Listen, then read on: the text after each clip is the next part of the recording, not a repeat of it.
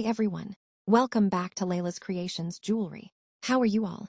Today I am going to share with you a sleek but bright yellow zirconia stone earrings. It's easy to make.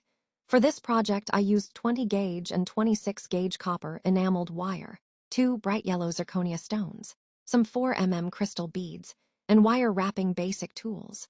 I love these stones, so I will try to share my work with this stone to you in every possible way. So let's watch the full video and please leave your valuable comments in the comment section below. Always think positive and be creative. Have a nice day. Thank you.